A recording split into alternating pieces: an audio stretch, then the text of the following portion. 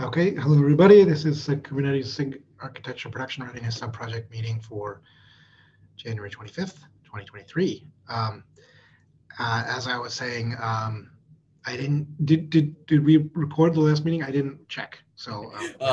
No, because none of us found the admin key, the host key thing. host Okay. key to record it. We did take notes. I can catch you up briefly. Sergey, who's actually here again, he left us so much he came back, was asking for some recommendations for filling out PRR on a KEP that was going to have some difficult SKU guidelines. We pointed him to a couple examples that had worked out pretty well, and then said, be very, very careful with SIG node. Make sure SIG node pays very, very close attention, because SKU there is hard, and reasoning about what breaks or not is important, and whether it fails open or closed. The other thing that came up is Mo wanted to be a PRR shadow. We were very grateful, but we needed to see who was going to come back, because we want to prioritize the people who participated last time over adding more. Now, looks like nearly everyone responded and said they want to come back. And so I think, given the number of KEPs we are currently tracking, I don't think there is space to add Mo this time, unless there's an unexpected avalanche the next 3 days. There's just, if you look at it, there's only going to be, looks like a total of about the same as before. There's 50 now. Figure we're going to get a bunch more, but it's probably not going to be over 80. And of those, many of these are repeats. And so there won't be an opportunity to do fresh reviews on all of them. And I believe that covers what happened while you were out.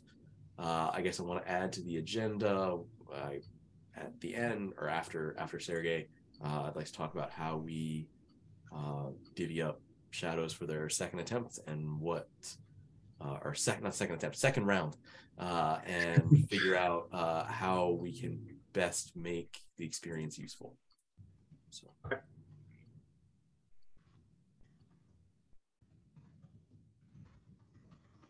Okay, that sounds great. And that's what I wanted to talk about too, is so we will defer that to after Sergey. It's all you, man. Thank you. Just to follow up on yesterday, like last couple of weeks discussion about sidecar container, we're making a great progress, and Wojtek agreed to be a PR reviewer for that. Thank you, Wojtek. It will be in alpha, so it will be easier stage, but we already are listing problems with further stages as well. And today I just stopped by to ask some maybe like past experience, what's happening with other KEPs with regards to scalability tests. So we recently discovered this nasty bug with HTTP probes, when HTTP probes become unusable, because HTTP probes running from kubelet to many different ports, like, because every container has its own port, and every kind of probe typically also has a separate port or something like that. So we have a lot of sockets being open, and because of how TCP is implemented on Linux, this socket will linger for a while, even after we receive the response from a endpoint. So we can end up using so many sockets that we will just run out of resources on node, and all HTTP probes will start failing with like client timeout. So client being HTTP from kubelet cannot get any socket to start any HTTP connection. So we will start killing pods or like containers, even though containers are perfectly normal and perfectly like operating fine. We don't exhaust any resource on container level, only on node level. Yeah, so that's a context, and like we discovered it through some customer reports, and also from scalability test that is not open source. But this scalability test also, like, I didn't find the moment it started failing. It just started failing at some point. So I was wondering how much PR review is enforcing. And like, okay, next step in my logical chain is I will be proposing GA of gRPC probes. And gRPC probes has the same exact problem as HTTP probes because they use, I mean, maybe not the same, but a similar problem, like lingering circuit connections. Now, I was wondering, like, I know that PR review is supposed to cage these kind of things, and I wonder how much in the past we've been asking for stress tests and scalability tests, especially for node features. And if there are some examples, I would be interested to take a look. I think this is like thing that we didn't yet really formalized or didn't really try getting deep into. I think we were pretty much focused on like the control plane side, where most of the regressions and most of the problems were appearing. This is something we should probably think about and try to extend a little bit the PRR questionnaire to focus a little bit more on node, but I think it might also be difficult to have some like generic enough questions to actually touch different kind of issues like that, because it's fairly specific one to me. Yeah. I mean, there could be questions. So like in the questions we had for scalability, I think Wojtek that you wrote, you ask about control plane stuff like how many new API resources are made, how many new calls to cloud provider. I mean, we could ask the question of what limited resources does this consume on the node, right? So, that could be PIDs, it could be sockets, it could be file descriptors, it could be, but like, are there limited resources that this consumes? Are there cases where you might hit U limits or other issues, constraints on the node? Just ask that one question. So people think about, I don't know, would that have caught it? Would the people have thought, oh shit, 60-second timeout?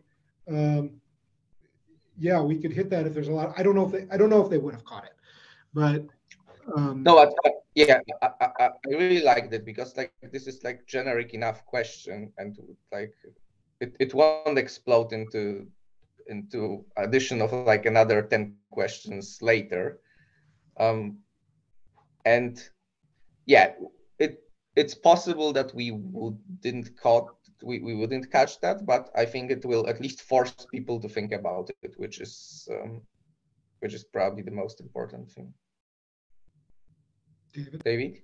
Yeah, I was going to point out that when we ask these questions, the expectation isn't perfection, right? The thing you mentioned about like port usage sticking around for a while, that wouldn't have occurred to me when reviewing it. So if you had answered the question and said, no expectation, we're making more of these calls, but no expectation we're going to hit any limit, I wouldn't have caught it. But no issue adding a question to make people think. Just remember that stuff happens. Yeah, I wouldn't necessarily expect the PRR reviewers to catch it, but what I'm wondering is if the author would go, oh, hey, here's maybe certainly. I mean, like it. Yep, I agree. Yeah.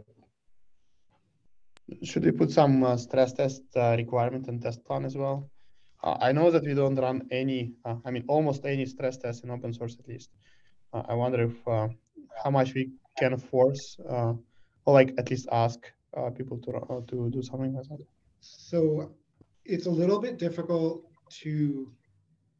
we can't really ask feature authors to extend the test framework in order to test their, like, if SIG testing hasn't provided an infrastructure that enables feature authors to do some kind of test. Like we have this problem already with, I think it's like feature gates and stuff. Like we can't instantiate new clusters with different sets of feature gates in our test framework. And so we ask for unit tests around feature gates, but you can't really do an integration test. Like I think similarly, other than manually, like I think it's too much to ask, I guess, in my opinion, that feature authors would say have to do it, somehow figure out how to do a test that the infrastructure is not already providing for them. I disagree. I think Oh, okay, great. I love this. I think if you can't test a feature, you shouldn't be shipping it. No, but full stop. there's infinite tests you can do, man. Like we do scalability tests, right? We do have some scalability tests. Yeah. But like there's, I remember Wojciech put together a deck like 5 years ago with like 10 or 12 different dimensions upon which we can test scalability in Kubernetes. Like we can't test all those different dimensions on in each direction, right? So this is my concern. Yeah, those are like pretty focused on like control plane. And when we see something or at least when I see something like that has a potential to affect scalability, I'm asking this question, and I'm asking at least for some manual test. Like it's usually relatively easy to like modify the test and do some manual one-off, but it's focused pretty much on like control plane. So I think we would need some examples that we can refer to for node features, so that like people don't have to like reinvent the wheel before we will start asking for that. So like let's just use this example and see whether like if you had to take a node, you'd have to configure a bunch of probes that are frequent, and you have to run a bazillion pods and have those hitting, and you'd have to somehow watch the consumption of, was it ports or file descriptors or whatever was running out. Would our test framework make that something feasible and reasonable to do, or would we be putting an undue burden on a feature author, or do we need to add some functionality to our test framework in order to do that? I'm kind of asking Ben here what you think about that. Well, I mean, let me put it a different way. At one point, we added Windows support, and obviously nothing had Windows support. We didn't ask like SIG testing to build out EDB testing Windows. It was on the people shipping Windows to sort that out, and they can get insight from the SIG, but like we didn't suddenly drop everything and build testing for that. I think if you think that there's some risky aspect of a feature, or that a feature needs to be shipped, then it should be tested. And if the tooling isn't there, then that's just part of shipping the feature. We've had a lot of different cases where like we have to figure out some new way to test something. We've had some interesting constraints with, if you really want to ship your feature, we're kind of expecting that things become conformance tests, and it can be very awkward to sometimes to test things, because you have to like make sure that it's portable and it doesn't depend on things outside of the Kubernetes API to actually execute the tests. But we've worked with the various SIGs to like figure that out. But in this specific case, so the idea would be, and maybe this is just a general case, right, of high density, like really what this comes down to is very high density pods and probes in particular, but like from a scalability perspective, how on that dimension of pod density, how high do we go, and probe density, if you want to say it that way in this particular case. Like if we had a test out there that was already running and saying you can inject, we're gonna set up a node with, maximum pod density, whatever that is, and then you can sort of inject your tests into it, or we have to set that up. Maybe that's useful. I just don't. It's not.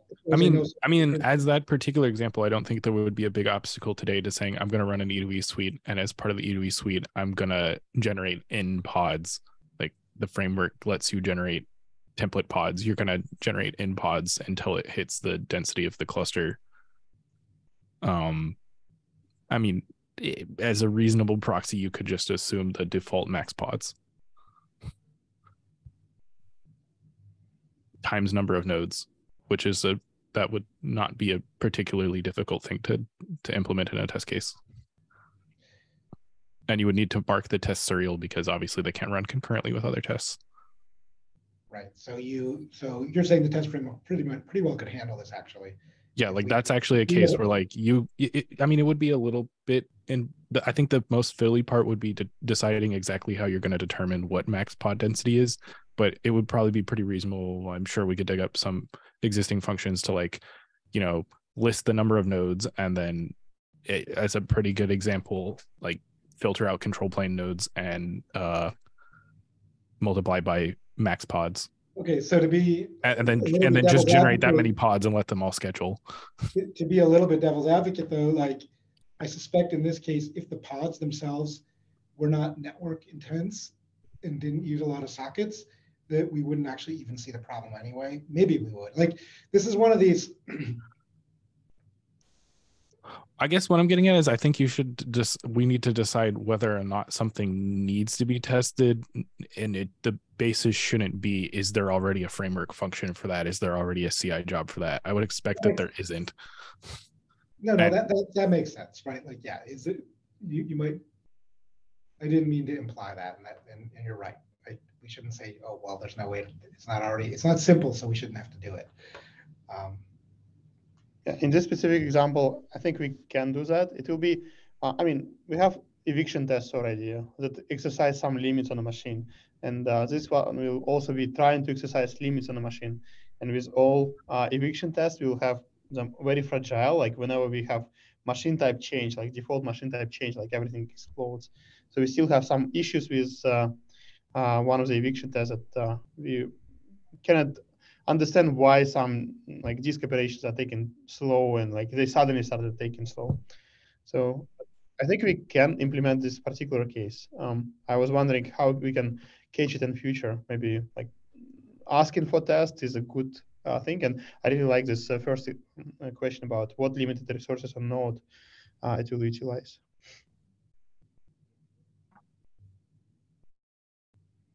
Okay, so then the follow-up question would be, do you have tests showing what happens when, or maybe it's just what happens when one of those is exhausted, right? What happens if you use a lot of this resource? What happens if it gets exhausted on the node? What's your failure mode? And have you tested it? But I mean, I don't know. What do other people think about that?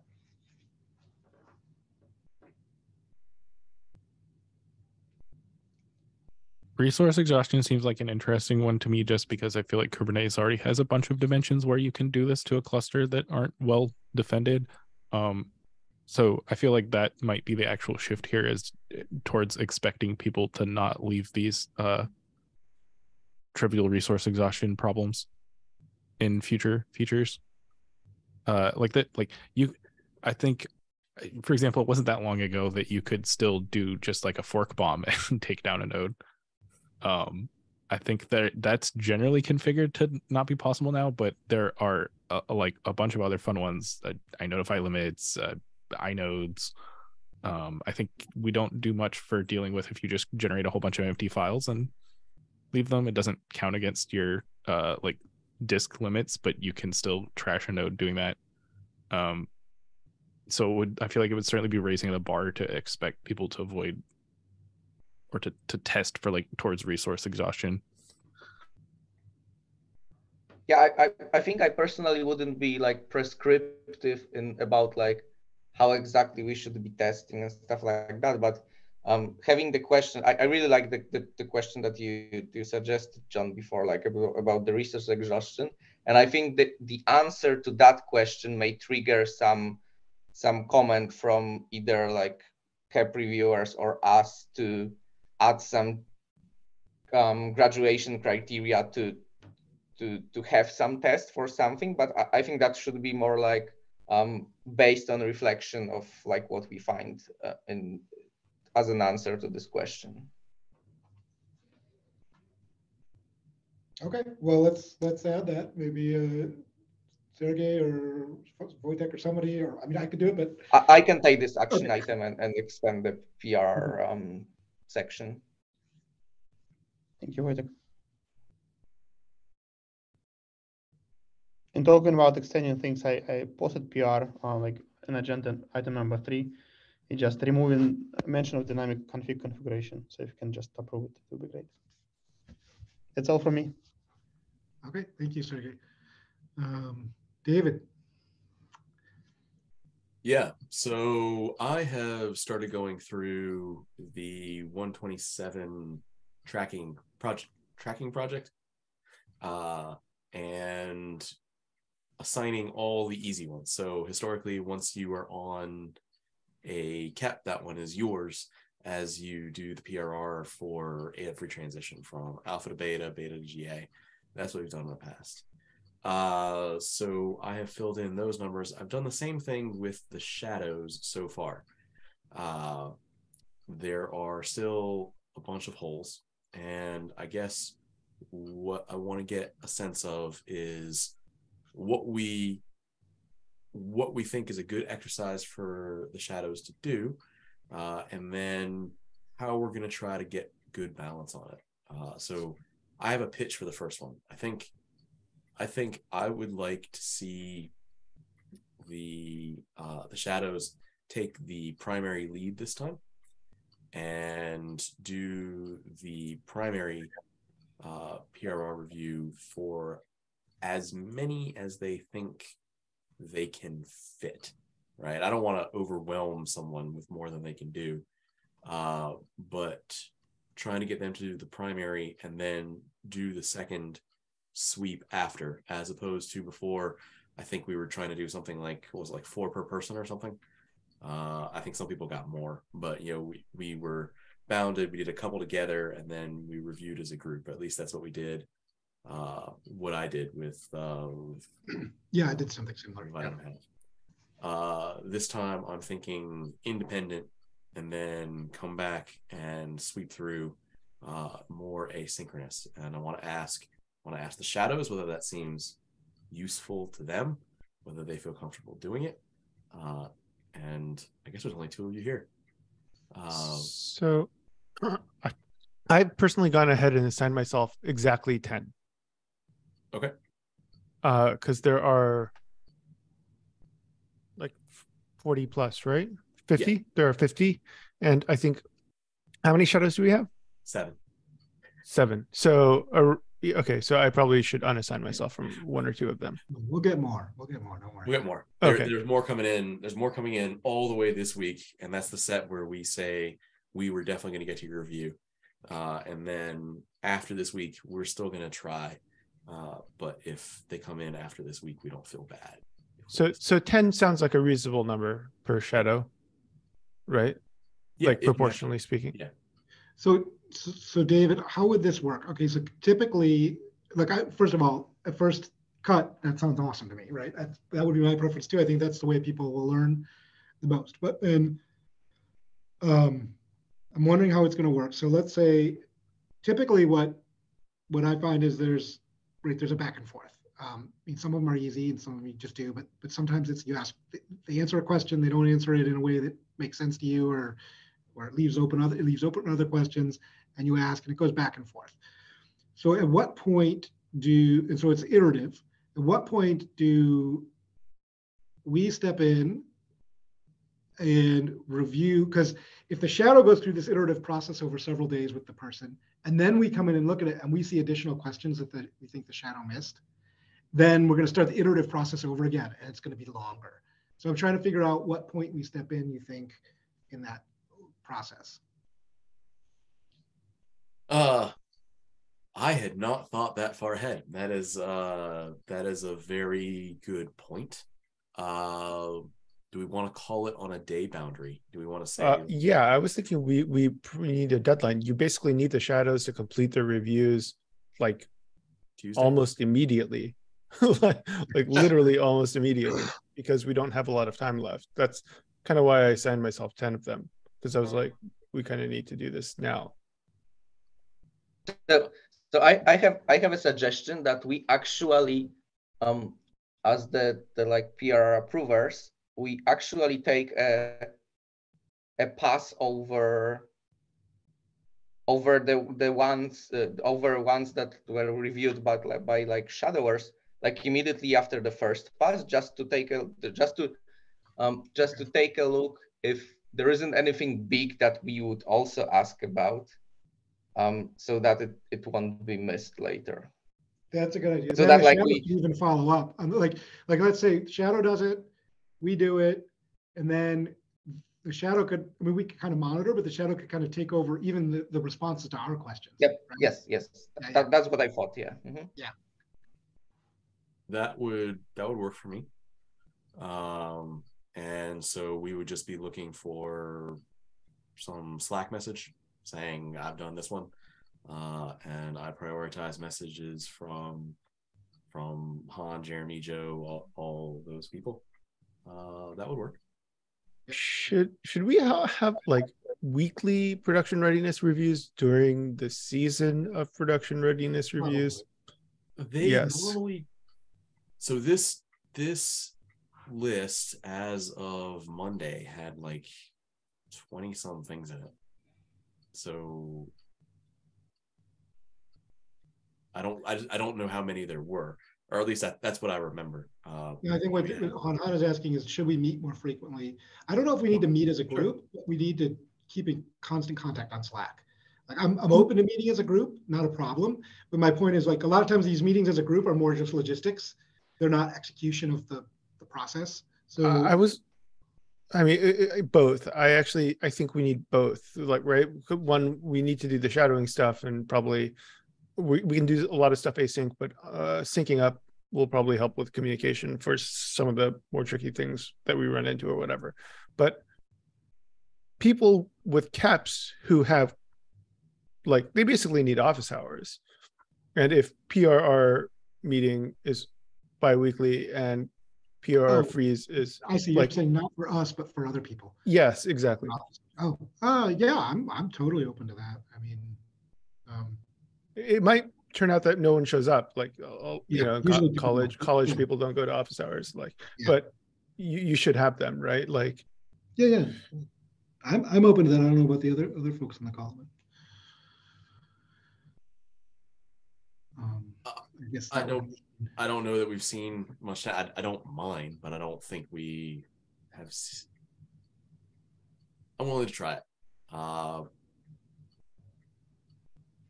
What's the deadline this time around? So soft freeze is this Friday for PRR, and then wait, this Friday? Like yeah, kept freeze approval. I thought it was the 7th, isn't it? Oh wait, I got my dates messed up. Is it? I don't know. I gotta go look at yeah, I think it's next Friday, right? Because it's the 3rd, is right? No? Yeah, I think it's next Tuesday or next Wednesday or something, right? Okay, like okay. That. Hold on, let me check the dates. Production readiness freeze is February 2nd, so it's not. Okay, soft freeze is February 2nd. February 2nd. I swear that date moved. Hey, no problem with that. Yeah, I swear we were talking about freeze already hitting, but I swear it moved. It's not worth me looking. It's kind of worth me looking. Okay. I didn't realize we had that much time. The more you know. That's kind of why I was suggesting the extra meeting, because sure, right before the freeze, people might want to come in and talk about it. So next week, the same time, you're thinking? Because that would be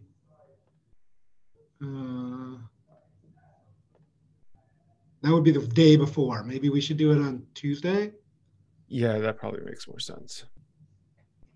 What do folks think? Does that work for others? I'm sure. It does, but go ahead. No, go ahead. I was gonna say this time slot doesn't work for me. Then, can we move it 30 minutes earlier? So 11:30 Pacific. I mean, on Tuesday. Yeah, it's probably hardest for Wojtek. So yeah, we should. I think I might be a bit late, but I don't want to block this. So we can also just book it for 30 minutes if yeah, we should announce it on Kubernetes Dev so that people who have caps are going through the PR review know that they have the option of coming and asking questions and getting stuff sorted out in real time. Yeah, or we can book it for 11:30 to 12:30, and then Wojciech could just show up at 12.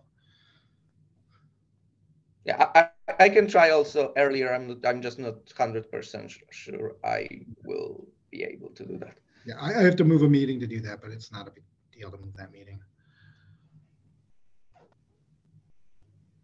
Okay, Tuesday next week. So Han, given it's your suggestion, you want to send out the email, I can book the, wait, we have to make sure that the Zoom isn't being used. That's the only thing, that no other SIG Arch sub-project is using the Zoom at that time, because that will screw us up. I don't see one on the calendar. Okay, thank you. So if you want to send out a note for that, use this same Zoom link, and I can add it to the Cube calendar. Then that would be awesome. I don't know who you're talking to. You, Han. Oh, you want me to blast it to Kubernetes stuff? Yes, exactly. Yeah. Sure. Okay. You ask for something, you volunteer for it, right? Yeah, no, I mean, I just, like, if I was running KEPs and I needed PRR reviews and we were doing stuff asynchronously, I would want to come to the thing. Just say, hey, we're going to do an office hours from this time to this time for anybody who needs, and remind people that the soft freeze is that Thursday.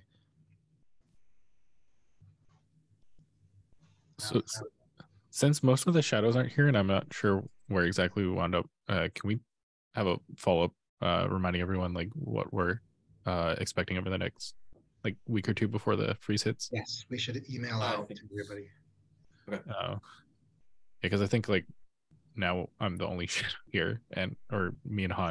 So Ben, as I just said to Han, you volunteered yourself to send out a note to the other shadows. We've got them listed in the. Okay, what I'm also saying is I'm not sure I caught like where we landed on how we're handling it. So the logistics are that the shadows take the primary lead, that they make a first pass through the CAP, and then they reach out to the approver for the CAP on Slack and say, I've made my first pass. That approver should make their pass in the next day or so from that, as quickly as possible. And just to make sure that all the big issues have been raised to the author of the CAP.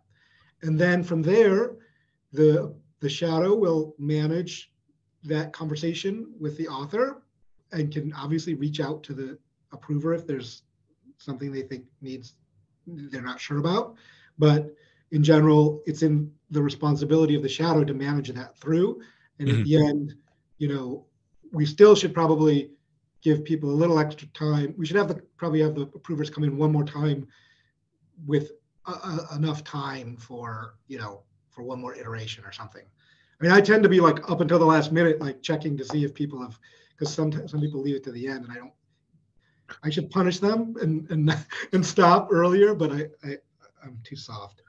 Do you, David, have thoughts on like when we need to have that done by some kind of soft deadline ahead of the second, I would think. Actually, I thought that. So I think we will continue to get things arriving all the way up until then. Yeah. I would ask that people get on the ones they can. If you have a total of 10, maybe target something like 3 per day. I would say get through a first pass by the second on all of yours, at least, if not a little bit earlier. There you go. And that way we can be sort of right behind with the next set, so that it is not serial. That was a good thought, John. I was actually thinking we should probably do our reviews by I don't know. I know this is Friday. That works for me, but I don't. It's a little bit hard to put on people who aren't here.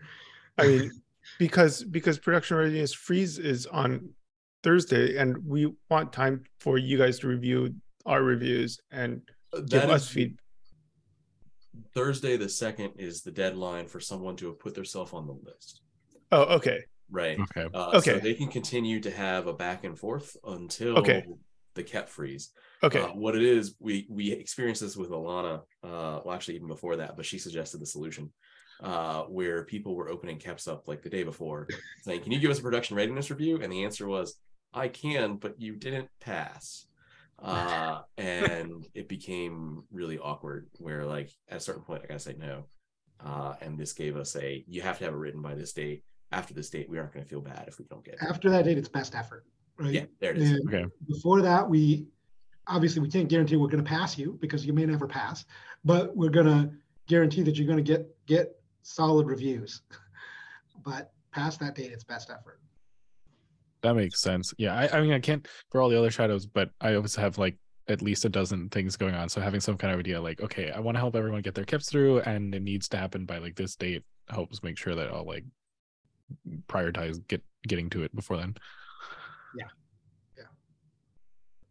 Okay, so we're going to see email from Han to KDev. We're going to see email from Ben to all the shadows and us, and we're going to see a PR from Wojtek. Does that cover it? So I have one more suggestion, because I think we should let all the cap authors know that like we have this like PR shadows, so that they are not like surprised that someone who is not PRR approver suddenly starts commenting on the PRR, and like they should know that they should actually work with those people, and Yes. and like we are looking into that like behind the scenes. So Han, include that in your so your email, Han, could be updates to PRR for the cycle. First is shadows are taking the lead, and they're going to be asking you questions.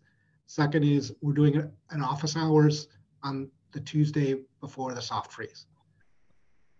At 11:30 Pacific Standard Time. I'm writing the email right now, right? 11:30 Pacific. Yeah, but include Okay. what Wojciech just suggested, which makes perfect sense. That here's the list of shadows, and they may be the ones you're interacting with as well as the approvers, but don't be surprised when they start asking you questions.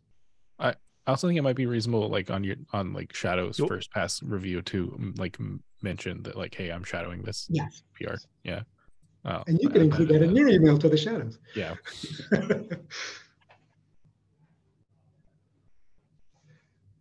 I'm practicing the art of delegation here. Yeah. I was going to say you're getting ready for your elevation to manager. I feel like for me, I want to leave a comment like early in my comment that like, okay, I'm shadowing this and this, but also like, you know, this person is your approver, so they understand like what's happening. Like we can point them at the tracking board, but people don't click links. Yeah, no, I totally agree. Anything we can do to reduce confusion makes everybody's life easier. Okay, is that it then? Besides the list of shadows, it's Wojtek, John, and David. Is that right? That's correct. Okay. And thank you for coming back, Wojtek.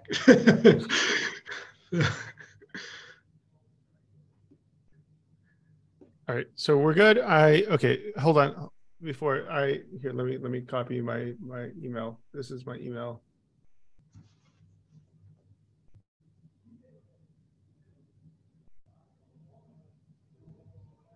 Can you list the shadows? I don't have the list. If you go into the project board. Oh yeah. Okay, fine. Okay, I got it. Yeah.